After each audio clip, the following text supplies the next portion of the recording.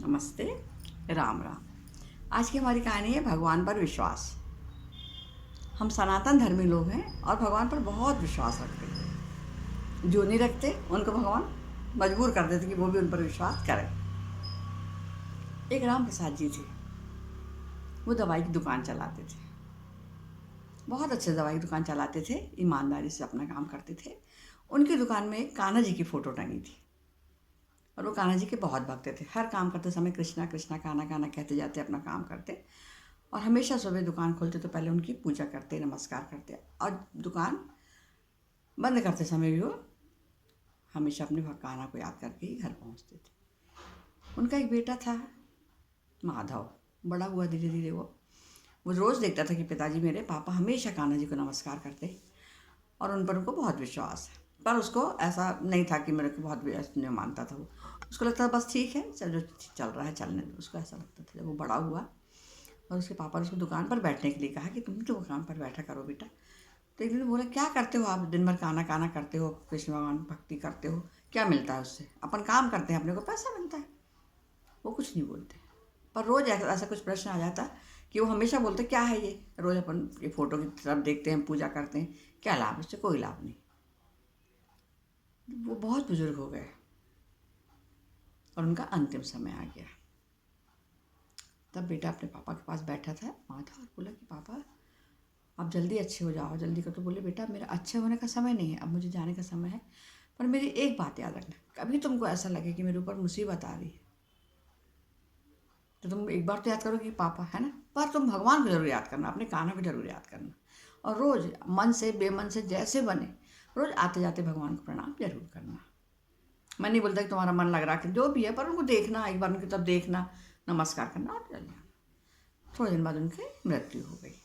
अब जिम्मेदारी माधव के ऊपर पूरी जिम्मेदारी आ गई और वो पूरी दुकान संभालने लगा। वही उसका नियम बना लिया, रोज आना प्रणाम करना। पर वो उसका मन नहीं होता था कि मतलब उसको लगता सब ठीक है, उन्होंने कहा है पापा तो अपन करते हैं, बाकी ज़्यादा कुछ नहीं था। एक दिन अचानक बहुत मूसलाधार वर्षा हो रही थी, बहुत तेज़ वर्षा हो रही थी। उसके 4-5 दोस्त बैठे थे, रात का समय था, धुंधल का हो रहा था और वो बातें कर रहा था। इतने में लाइट चली गई, बिजली चली गई। दोस्त लोग भी एकदम बोले, अरे बिजली गई करने लगे। इतने में एक लड़का दौड़ता हुआ आया और बोला, भैया मुझे दवाई दे दो। उसने पर्ची दिखाई, जल्दी दे दीजिए, मेरी माँ बहुत बीमार है अस्पताल में, डॉक्टर ने बहुत जल्दी दवाई मंगाई। उससे मूसलाधार पानी में दौड़ता हुआ वो आया था। क्योंकि अंधेरा था, लाइट ही नहीं थी, तो उसने माधव ने एक हाथ बढ़ाया, एक शीशी उठाई, उस लड़के के हाथ में पकड़ा दी। बोले, पैसे हम बाद में ले लेंगे, तुम जाओ। तो चला गया। अब बहुत चूंकि पानी गिरा, दोस्त लोग भी अपने अपने घर की ओर चले गए। अचानक बिजली आ गई तो उसने पलट के देखा। उसने देखा कि जो शीशी बच्चे को देना थी वो उसको नहीं दी, दूसरी शीशी बच्चे को दे दी। हालांकि दवाइयाँ का नियम है कि दवाइयाँ एक स्थान पर रखी रहती हैं, पर उसमें संयोग ये हुआ था कि एक शीशी उनको एक जन ने लौटाई थी और उसने उस शीशी के साथ वो शीशी रख दी थी कि मैं बच्चों की बात करें दोस्तों में कि मैं बाद में वो शीशी स्थान पर रख दूंगा। उस शीशी से उस मरीज की मृत्यु भी हो सकती थी। वो शीशी उस दवाई उस बीमारी के लिए थी ही नहीं। ये देखकर अचानक ही माधव बहुत ज़ोर से घबरा गया कि भगवान मुझसे इतनी बड़ी गलती कैसे हो गई।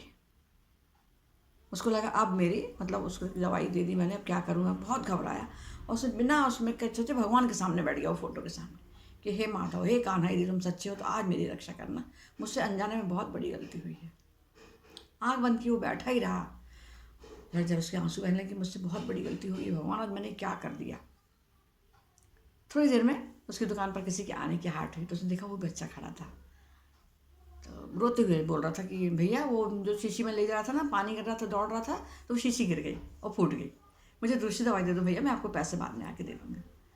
तो मैंने उसको बुलाया, हाँ बेटे आ जाओ, मैं तुमको दवाई दे रहा हूँ। उन्होंने उसको वो शीशी दी और वो बोले आप संभाल के जाना और धीरे जाना और दवाई देना मम्मी को, तुम्हारी अच्छी हो जाएगी। वो बोले धन्यवाद भी, और वो ऐसा कहकर फिर उससे चला गया। उसको जल्दी थी जाने की।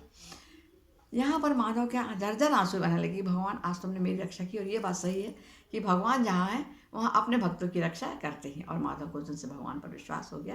कान्हा सबकी रक्षा करें और सबको अच्छे से रखें। नमस्ते, राम राम, धन्यवाद।